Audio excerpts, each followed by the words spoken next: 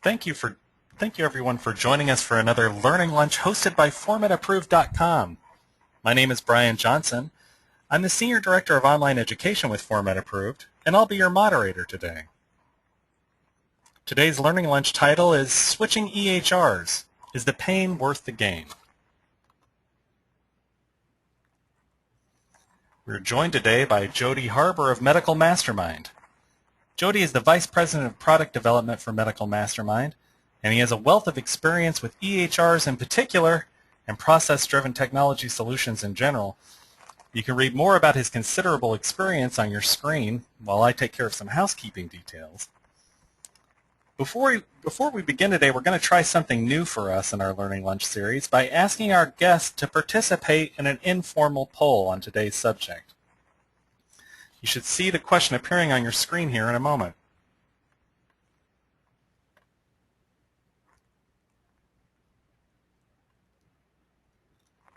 All right, you should see the question. If you just take a moment to answer the question, we'll display the group's answers after I go over these housekeeping notes.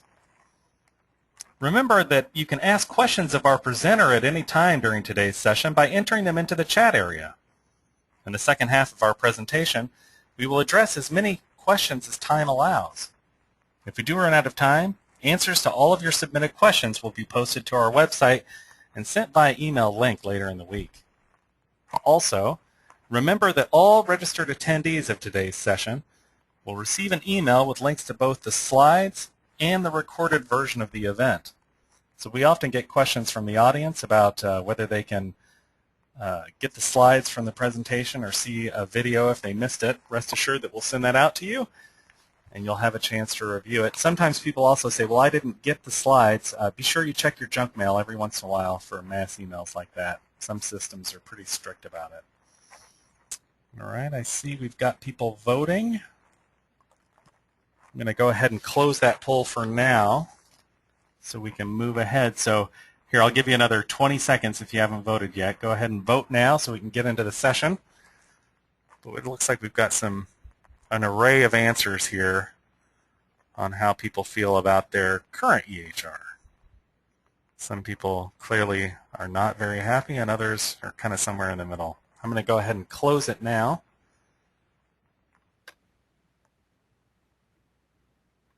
All right, and then let's see here. You should be able to see the poll results on your screen there. So you see that there's really some variation in how people feel about their current EHR. But let's go ahead and begin our session today, and then we'll have another poll question for you a little bit later. All right, well, first of all, Jody, thank you very much for joining us today. It's a real pleasure to have you here. Thank you for having me. All right, so let's get right into our first question. And I think it's a great point here that all the vendors pretty much say the same thing about their systems. So that makes it hard to evaluate. How can providers be sure that the next system is really going to be the right one? Well, Brian, the obvious one is, I'm not from Missouri, but the show me kind of mentality, I think, needs to be in the forefront if you're switching from one EHR to the next. I just wouldn't accept the generic answer of yes, we can do this. I would encourage people to actually have the vendor show them how they would handle something, their specific pain points that they had initially in the initial. We've had people that sometimes we're their fourth EHR, and so many times their pain points the first time around they don't even know what to ask, what to look for, and so I would focus heavily on what are your current pain points with your EHR, and then what are your goals, and that would often drive the best product for you to switch to. That's a great point. I think people really need to get specific about what they're looking for in a system and not just sort of sit through a demo and, take the EHR vendor's word for it. So if people are with a big brand EHR now, but they're considering an EHR from a smaller company, how can they be sure that that company's going to stick around? There's a lot of volatility right now. Right, and I think unfortunately one of the things that happened in the marketplace with meaningful use, the initial meaningful use monies were you had vendors in the marketplace that basically created a system to satisfy meaningful use one requirements. And that was relatively easy to do from a system standpoint. And what we've noticed is in the industry that a lot of the companies moving forward, they're not going to be meaningful use 2 certified. They're not moving towards the ICD-10 certification, which kind of are 2 indicators to me and to the industry. Are you serious about being a long-term player in the marketplace?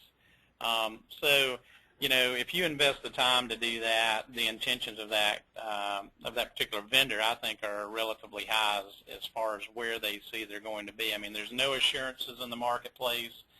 We've seen very large companies acquire other large companies. We've seen large companies acquire smaller companies. But the biggest decrease that I've seen and it's roughly been about 50% of companies that were meaningful use 1 certified are not even attempting to go to meaningful use 2. The other thing that I would look at is we've seen a lot of your, if you have a very specific EHR in one specialty, those are going to be more targeted because obviously their marketing is limited and their customer base is limited. And so we've seen a lot of those either they've sunsetted the product or you know, they've been digested with another company. So anyways, you know, I think that to make sure that the company is making an investment, if they are investing in meaningful use 2 and ICD-10, that's just an indication that from a company perspective, they are looking to be a player long term. That makes a lot of sense. So let's suppose that a provider's last implementation was kind of a disaster, and I know that there's a lot of folks out there who are nodding their heads. What should they do or ask about to make sure that the next implementation goes better than that? Right. From a vendor perspective, I'm gonna give you my thoughts from a vendor perspective, and then also if I was actually I was a practice manager for a while, and looking at it from a practice perspective, is really understanding how implementations work. You know, we've come behind some I think products that are very good products, but that were implemented poorly. And you know, the whole process of implementing an EHR, oftentimes, if I'm a practice, I may not understand. You know, everybody there is relatively smart and intelligent, and they don't think they need to set aside the time that I think is required to get properly trained and then have implementation support on site, spending the time to make sure your practice can adequately take advantage of whatever product that you're using. So, and often practices focused on the financial side. So it is an investment that you have to make in order to basically get the type of support and get implemented, I believe, in the best way possible for a practice, to not have it have a devastating effect on either their cash flow or their level of frustration. And so as a vendor, sometimes if a practice, they do not want to pay for that or have that provided or participate in that, I think it's going to, you know, they probably understand that had a role to play if they're looking to move from one vendor to the next. And we've recently had some that when we went in, you know, new customers, brand new customers, never had an EHR. They really don't understand what the implementation process is. The second time around, I think what we're finding the second and third time around that they do understand that, but there's still a little bit of hesitation on maybe wanting to spend the time and effort that I think is required to make an implementation as successful as possible. One of the things I like to tell people is, you know, when you're looking at an EHR, the true cost of an EHR is not just in the cost of the license. It's in you have your soft dollar costs, which could be in your levels of frustration, unhappiness with your staff. But the biggest hard dollar cost that I think is overlooked is if I'm seeing 30 patients a day and I move to an EHR and I'm seeing 25 patients a day, I've lost 5 patients a day. So understanding the implementation, but also understanding, once again, the pain points that you felt before, I think are going to drive you into making better selections as you select a vendor, and more importantly, the process by which you implement the EHR.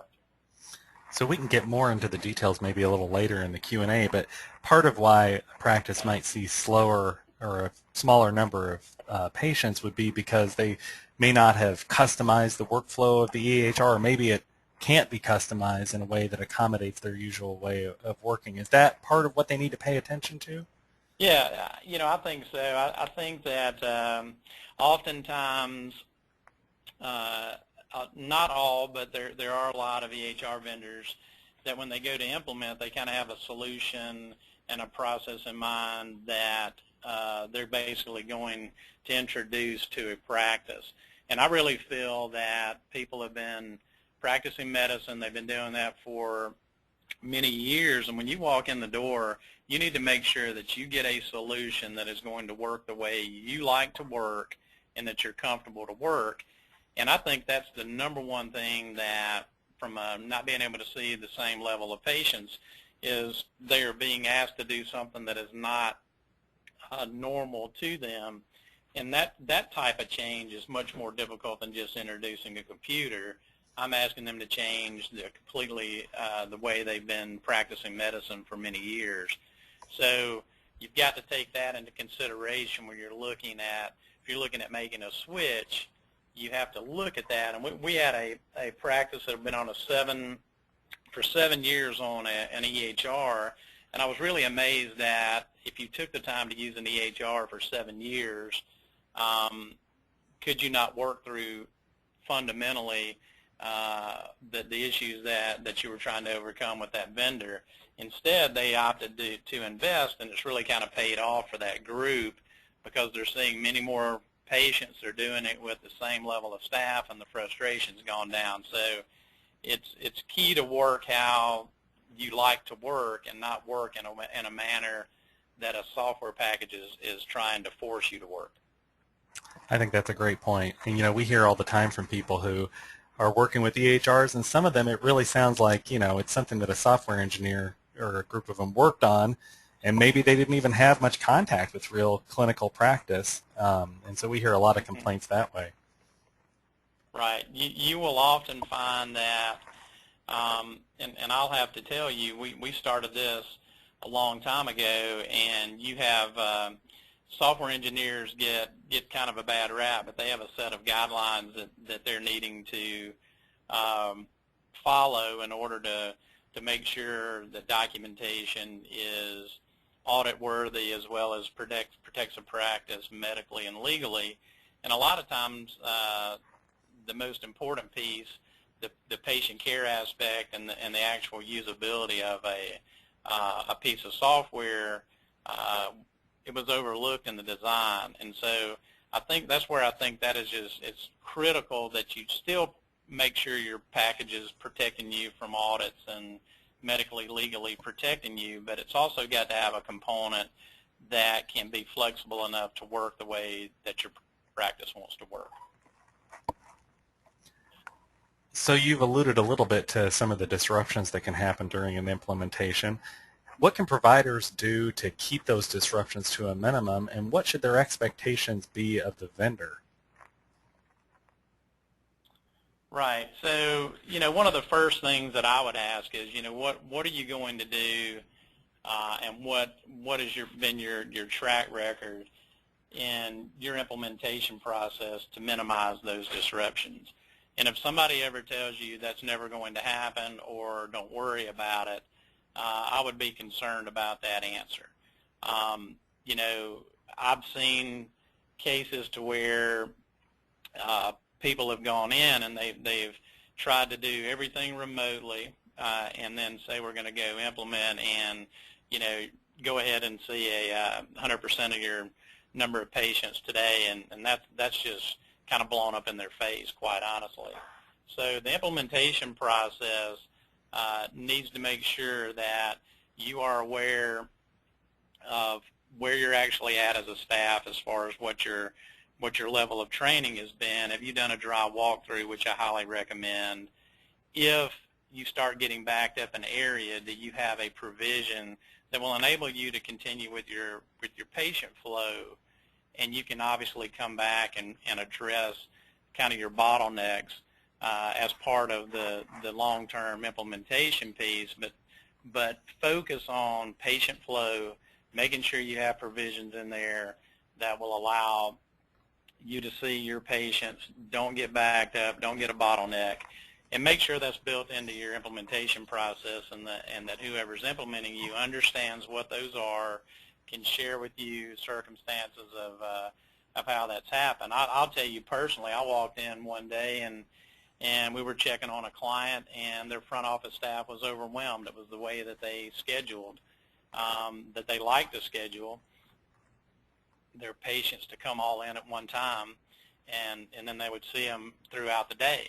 Well, their staff was overwhelmed a little bit, and, you know, we had a provision that says, okay, we're going to minimize what you're doing from that perspective to make sure the patients are seen, and then we kind of reevaluated the whole process of how we were going to implement our solution to kind of match what they were doing. So I feel it's very important. You need to have those provisions built into your implementation process.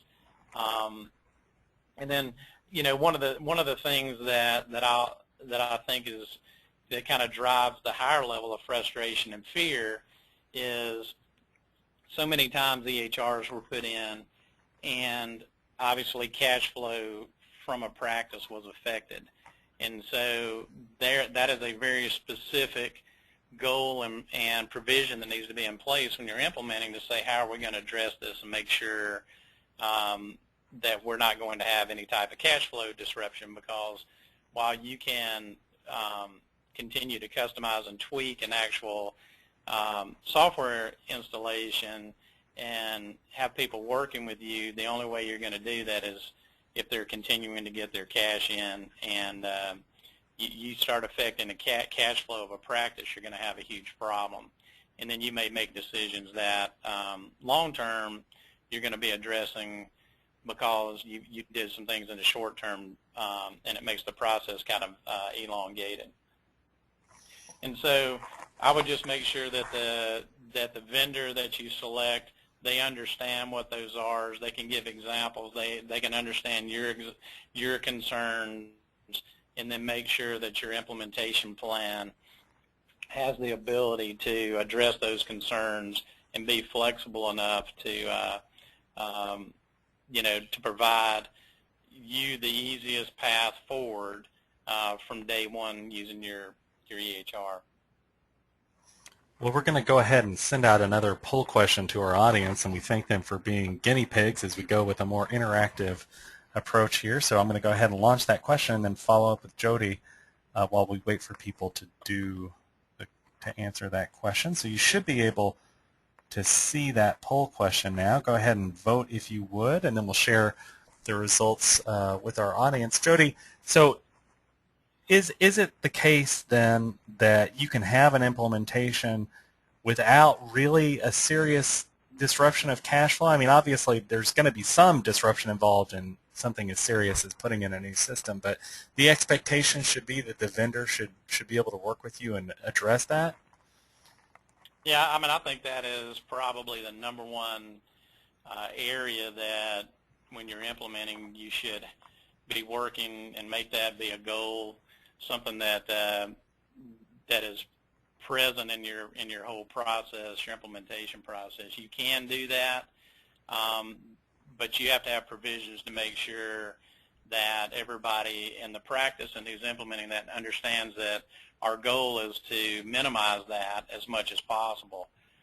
We've had people that, you know, granted we get started slowly with maybe you go with a half of your patient load initially, but we have provisions in there that says you can work and say we're going to make sure that your charge entry, that what you're doing that generally affects how you're going to get paid, that's something that is not going to be affected.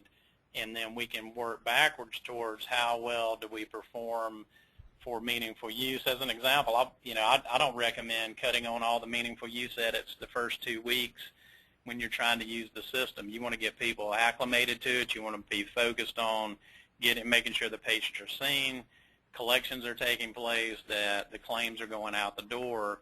That should be your number one focus. And then once you make sure that's been addressed, you can obviously go back and do what I would call tightening down of the processes and making sure you're capturing all of the information that you need to if you're interested in meaningful use. I think if you don't have that as your number one objective or goal, oftentimes it'll get overlooked, and then you end up with a lot of pressure post-implementation, because finances will cause the undue pressure or add pressure that doesn't need to be there during an EHR implementation. So as you can see on your screen, it looks like people who are unhappy with their EHR, it's a host of reasons why, from it doesn't work as promised, to poor support, to it's hard to use, or they didn't get trained properly. For those who answered other, if you'd like, you can go ahead and type in what that other reason was into the chat box, and then maybe we'll share that with our audience a little bit later, sort of consolidate those answers. But that's interesting that the unhappiness tends to be pretty broad with those EHRs. So let's go ahead and continue.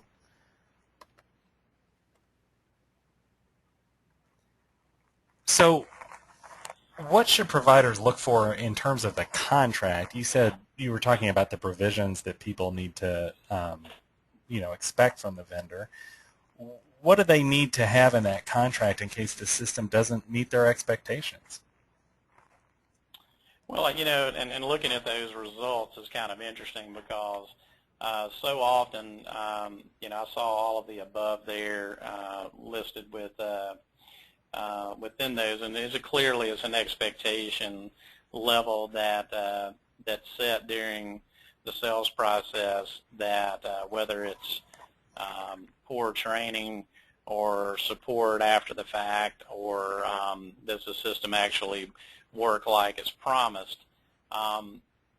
What I like to see, and what I think that if I'm speaking as a consumer, is if you've already been through this process one time, you're going to know the specific things that were your pain points.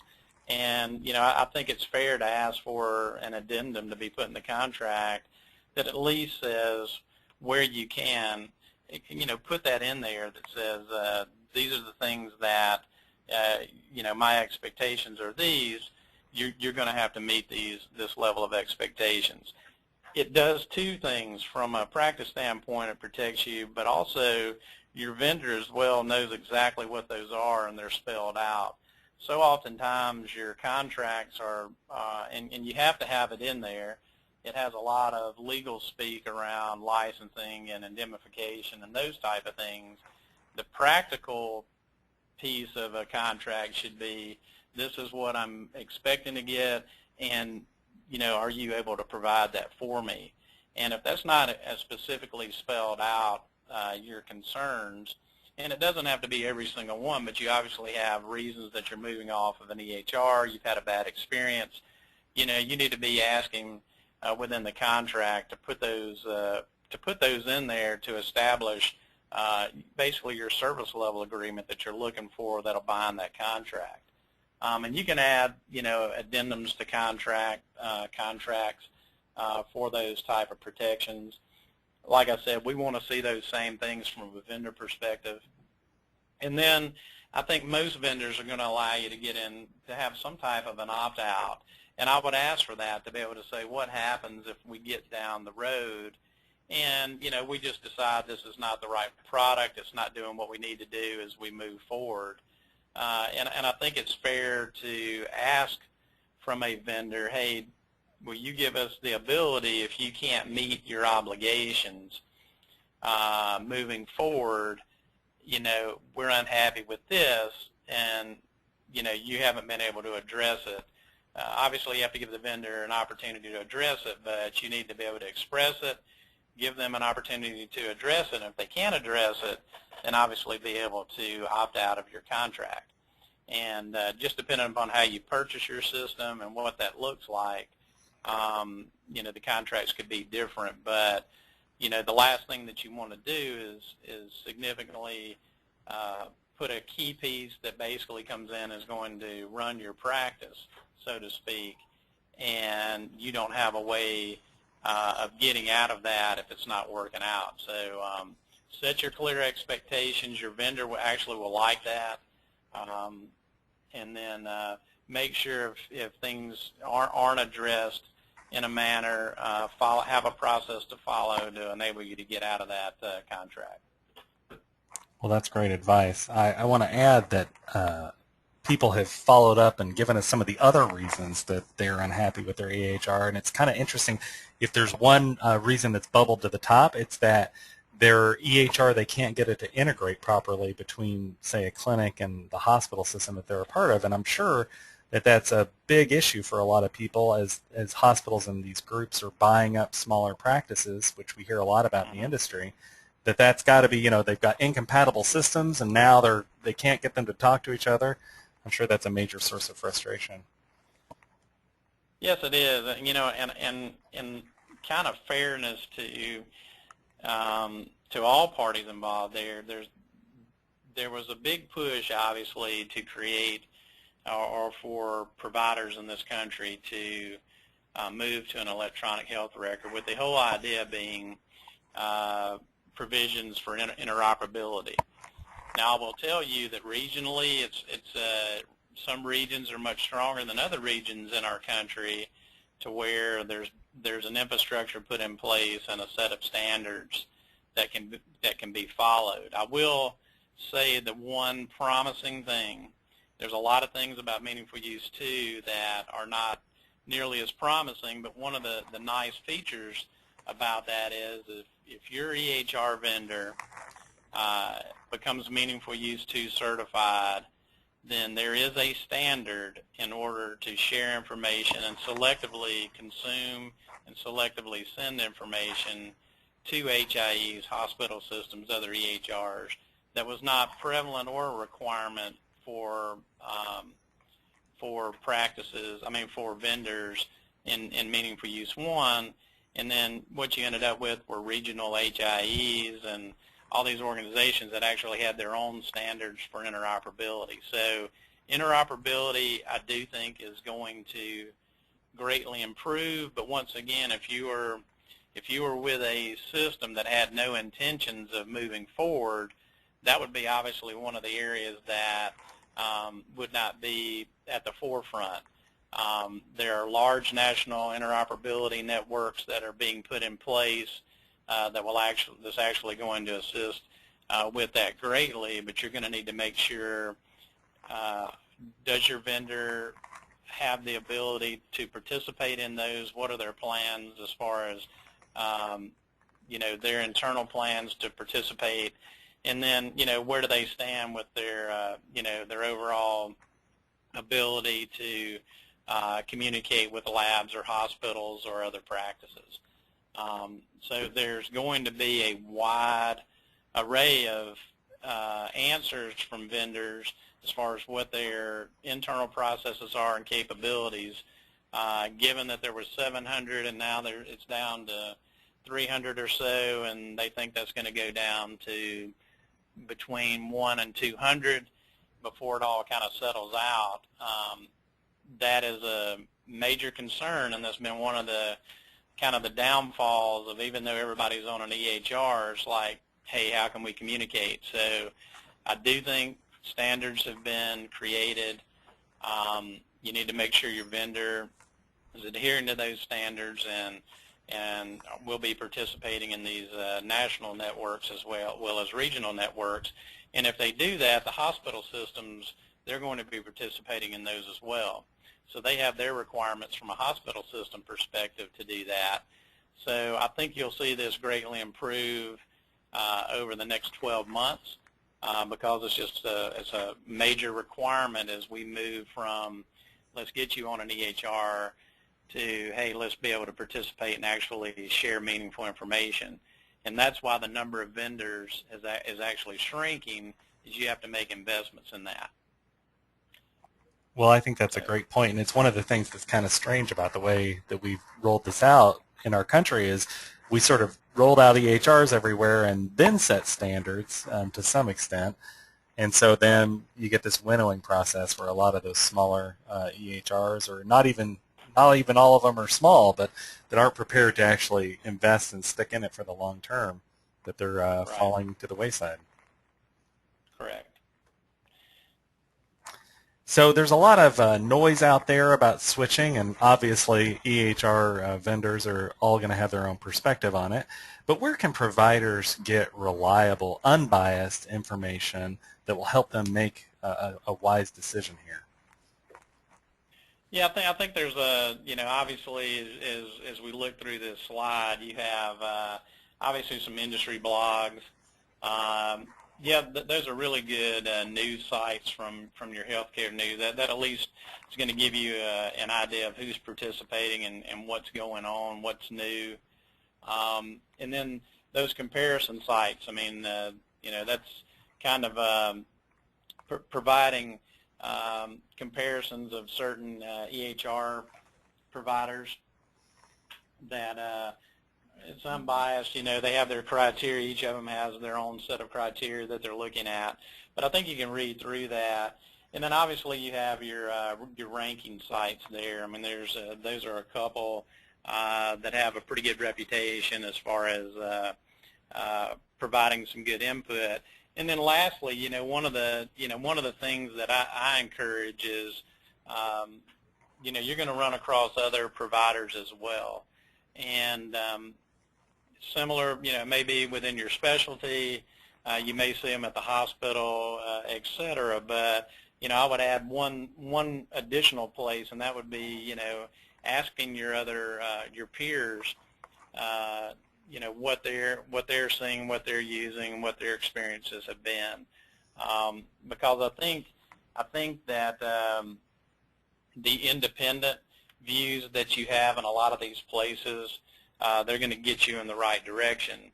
But I think, obviously peer-to-peer is a great place as well to kind of pursue that. And it's really kind of, the marketplace, there's, depending upon who you talk to, there's, and it's actually geographically as well, how many people are actually on an EHR. And then you actually have the marketplace is turning into, people are going to switch. So the marketplace is going from new business to actually, acquiring somebody else's business. And so these are all good areas and places to where you can go out and do research yourself. And all of these places have independent people critiquing the products and the processes and the successes or failures. And I know there's going to be, white papers even. We submit a white paper that'll be available at the, as part of this webinar that we share a little bit of information as well. So, do your homework. These are good places to go do it. I think the phenomenon is, as I see it, is practices got on an EHR for a variety of reasons. They now know that they're going to be on an EHR, so now they're looking to say, if I'm going to be on this for the next 15 years, I need something that I can go home at night, can make sure I'm protected, it's going to adapt to the way I like to do practice, and I think all those are extremely critical. These are going to be places to share information and for you to get information about that, and highly encourage. We have physicians that I know is pretty interesting. I go out there to where the physicians actually blog, and they're brutally honest, which is good. I mean, that's what you want. You want people to highlight, the good and the bad, and provide people with information and guidance so they can make a good decision moving forward. Yeah, and I'm sure that so many people out there are a little older and wiser, having gone through one implementation with one system. Now they must have a much better sense of what they're actually looking for, or certainly what they don't want. So a little more knowledge on their side, and then go out and learn about the systems, knowing what they want. Yeah, I mean, it's I will occasionally our sales staff will occasionally I'll sit in on a demonstration with them, and it's always what's become apparent over the last 12 months as we run into more and more people that are on an EHR and looking to switch. And I'll say you get a lot better questions. You get a lot more of the show me instead of, you can say, yes, we can do it. That's like an answer a lot of times you may get from a salesperson. You want to make sure they can show you, make sure they understand. And so the demonstrations go from an hour to 3 hours pretty easily, and you'll know the 3 hours is typically, they are the ones that are switching because they understand their pains and they're going to make sure those get addressed. That's just why I feel that it's so important to do that and so important to have that drive. As far as switching, make sure it addresses your pain points that you're experiencing with the product you have today. Well, and speaking of questions, I want to remind our guests for today's session that you can go ahead and ask your questions of our expert, Jody Harbour, today, and we're almost to our question and answer phase. We got a little bit further to go in the presentation, but we'll hold those questions, and then we'll go ahead and get into that part of our session. So go ahead and ask them now, and we'll be happy to share them with our expert. It's a rare opportunity to kind of pick his mind about what they should, whatever your questions may be on your mind. So who should they look to for assistance in buying an EHR? You mentioned peers a little bit, so obviously doctors should talk to other doctors and other clinicians about what they like, but what about consultants, and what are other resources they should keep in mind? Yeah, I think, a lot of the specialty organizations, a good example is, you have your otolaryngologist organizations or your podiatry organizations or ortho organizations. They all have consultants, that generally work in that space. You have some that the government may provide from a rec. You have companies that actually they specialize in this. And I think it's important if you're a specialist if you're going to look for some consulting, get somebody that understands your space and understands kind of what the overall needs and pains are within your particular specialty area, because they tend to have a better feel of what's available, and they can definitely assist in finding a solution that's going to help you address those. So you have your consultants out there, but one of the best things that, if it was me personally, I would ask other providers and make sure that you see what they're doing. So we found that it's rare that you find people that are wanting to be an advocate if everything's going good, but you definitely have a large number of people that will tell you if they're unhappy with something. But I would be very specific in, what people are unhappy about as far as getting even information, referrals from their peers to make sure it's the same type of situation that you may be trying to address. But there's a lot of good consultants out there that they are focused on your revenue cycle management. They understand your needs to be protected from an audit perspective. So, you may have to spend a little bit of money, but it's not a bad thing to spend a little bit of money to kind of get some guidance and make sure you're asking the right questions and know what those are. I do this every day, and I have to deal with all the new regulations and compliance issues, et cetera, that are out there. Practices have their own set of those type of issues. So a lot of times consultants can kind of represent you in understanding what vendors in the marketplace are doing to address your specific types of issues a little bit better. They have a little more time on their hands to do that, but it may cost you a few dollars, but I think in a lot of cases it's worth it. This is something that will determine how you practice. It's your livelihood. So, spending a little time to make sure that the decision you make today, if it is your second time or third time, is going to be something that you can live with and you're going to be happy with in the long term. There's good people out there that you can contact to help out. Now here we're getting into kind of a little bit, it's a little technical, but it's not too technical. This is something to keep in mind. Anyone switching should pay attention to this issue. What are the real benefits and drawbacks to choosing a hosted solution versus an installed client-server solution? And maybe just start by explaining the difference for people who may not understand that. Right. So in a lot of cases, historically, let's look back 5-10 years ago, most of the solutions that were available were client-server based, and really what that means is you may have a server at your site, and the software runs off of that server, and it's like any other software package maybe that you're going to provide to everybody within your practice. So with that, most practices that you run across, you have to be larger practices. Most practices don't have IT staff that can manage those servers, and as servers age, they have problems, and so you're constantly kind of battling that. But that was the norm 5 to 10 years ago. As technology has changed, you hear things called software as a service or cloud or hosted, and really the big difference is the actual devices that run your software, they are located or hosted in a different area by people that's what they do, is they host and they provide servers and that type of thing. You just run your software. So to you, when you're running your software, it's whether or not the software is loaded on a server at your site or it requires some type of internet connection to be able to get to it. So the obvious drawbacks to the client-server type of solution or the server-based solution at someone's site is just the fact that you're going to be investing in that. There's generally a cost associated with that.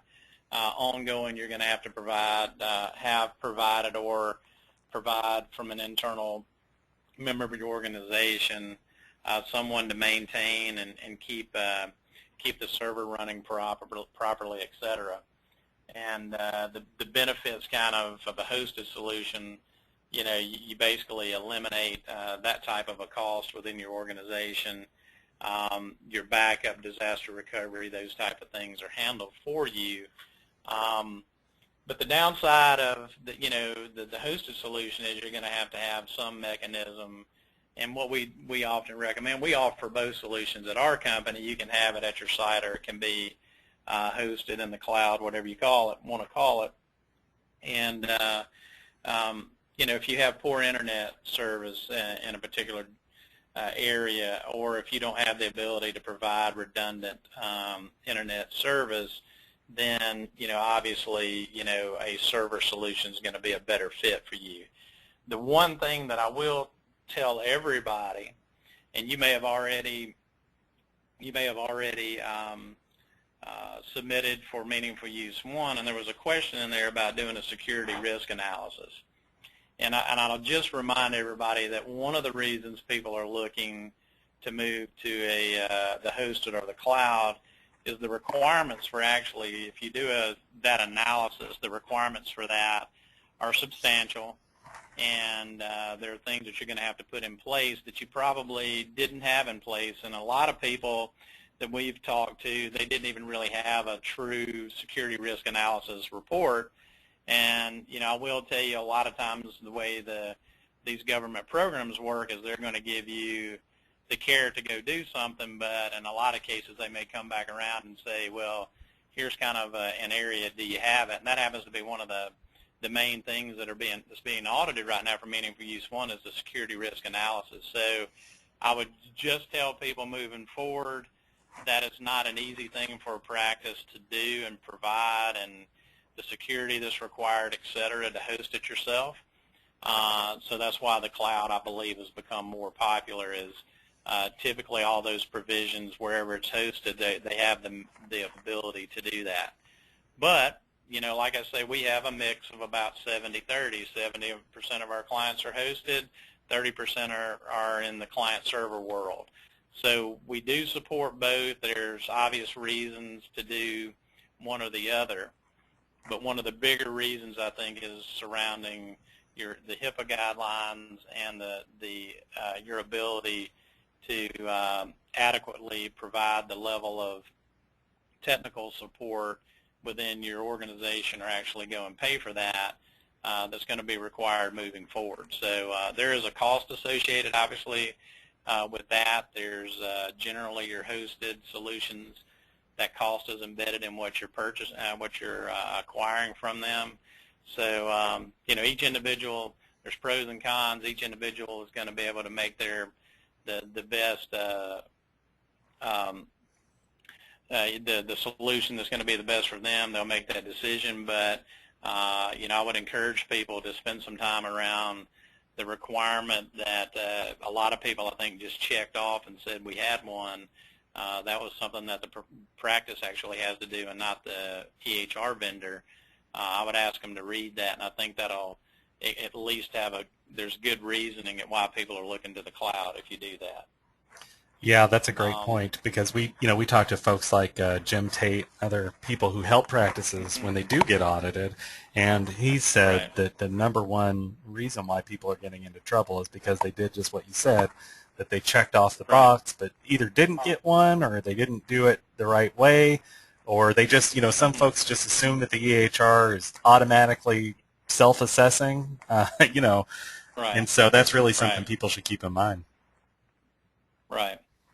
And it's very difficult because, if you think about it, I mean, and the way the HIPAA rules have recently changed, and just the guidelines, it's worth spending some time to actually go out and read about what is entailed and what you have to do if you actually host a server on site. The requirements are pretty strong, and that's why, hosted solutions tend to fare a little bit better.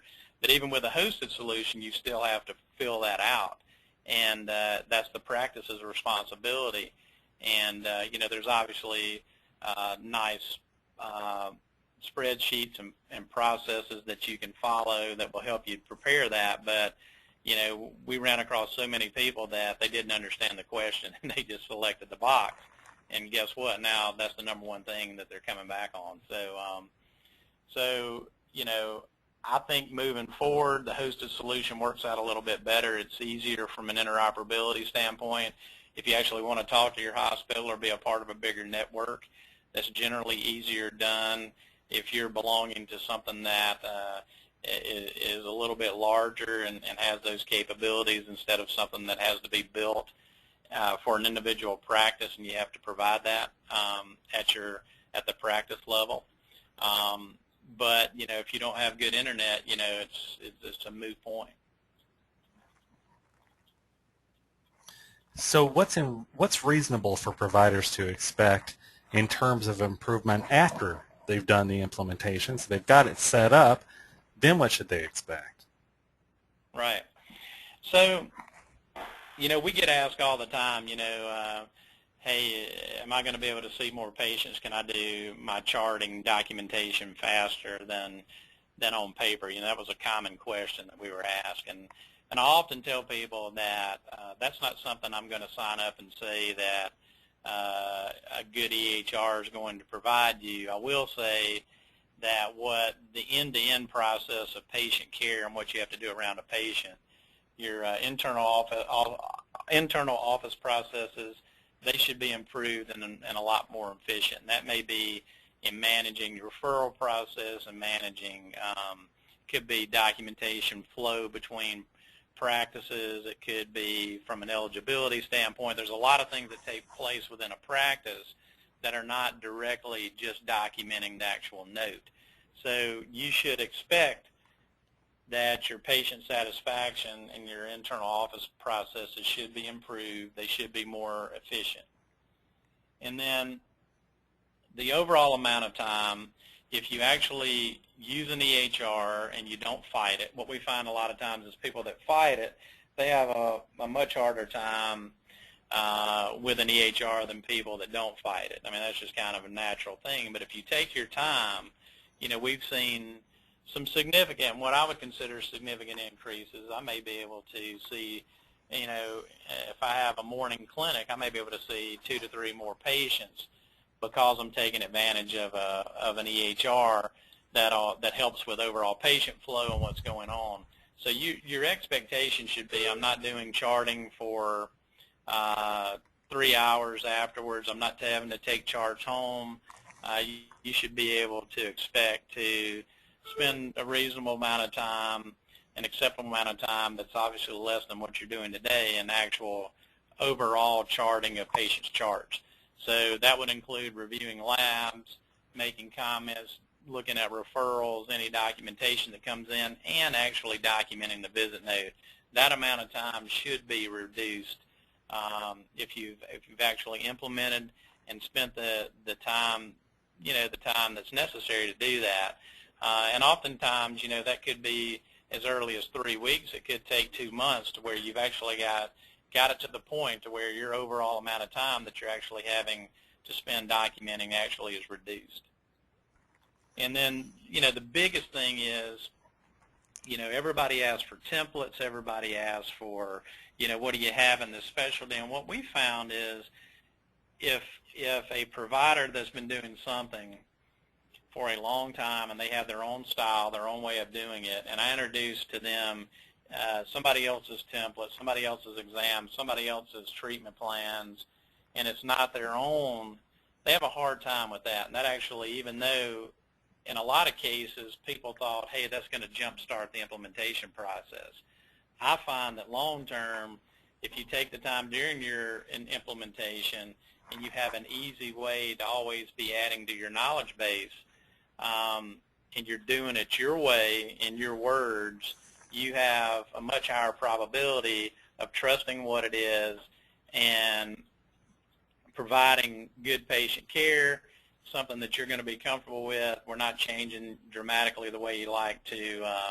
practice medicine, and you generally have a much higher success rate. And I find that to be kind of a little bit of, 9 times out of 10 when people ask for other people's templates, you give it to them, and while those are successful providers, or they say, can you set me up the way these people are set up, they can often glean some good process improvements.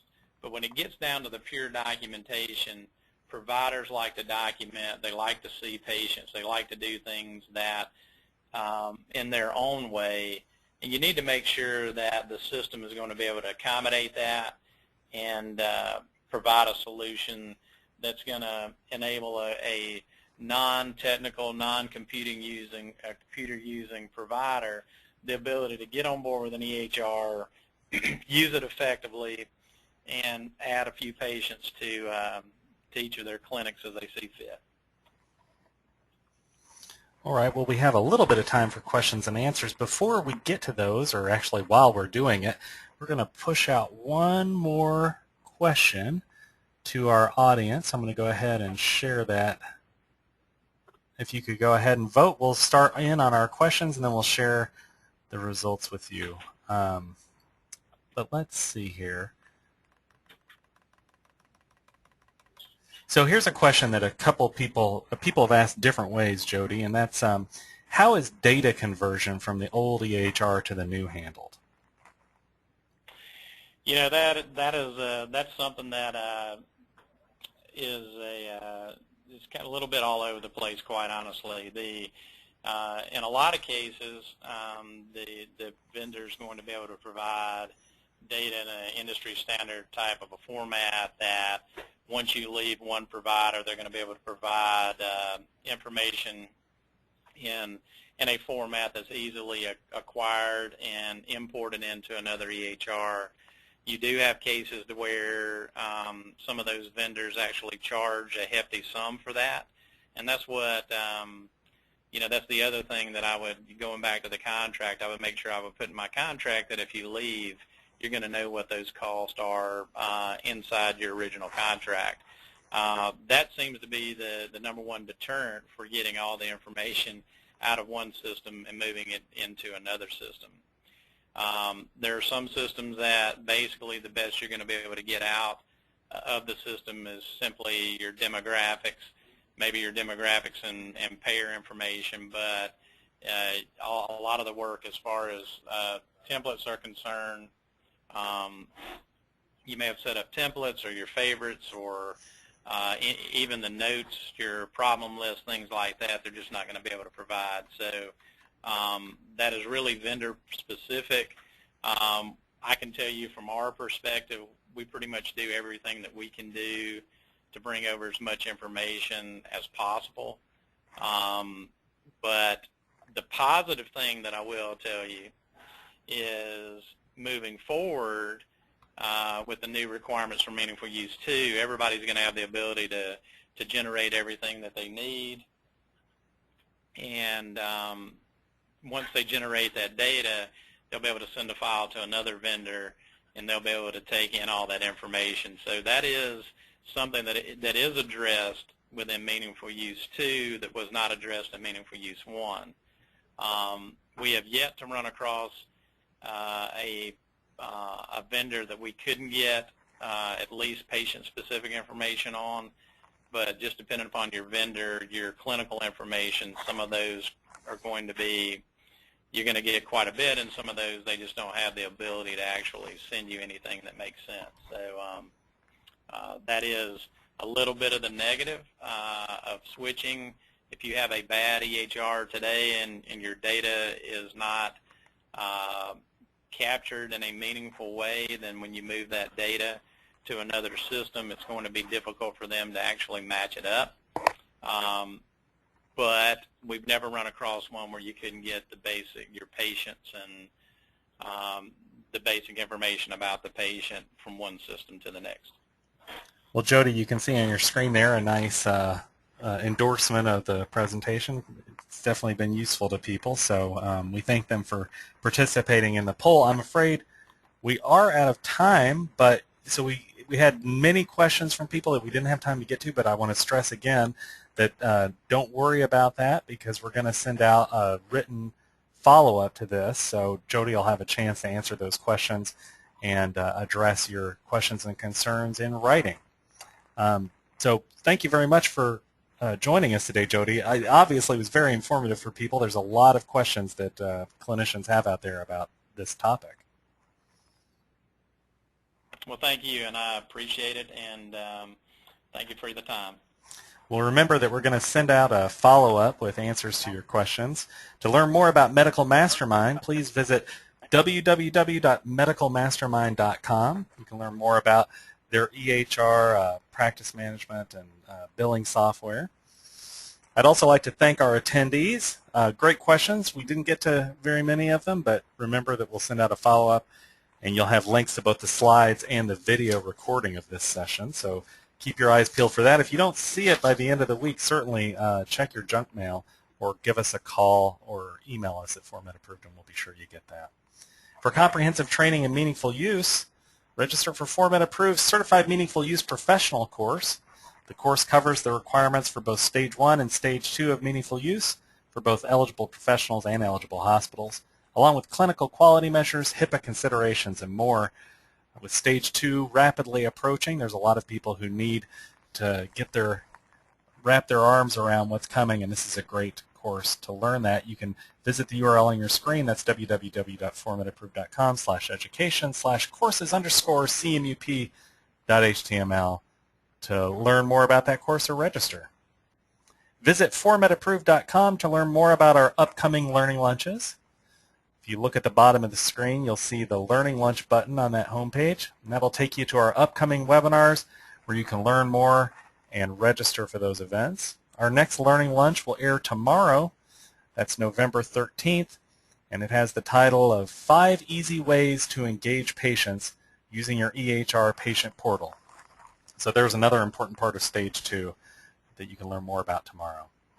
Keep an eye on your email box and our homepage for other upcoming topics. And thank you again for joining us today.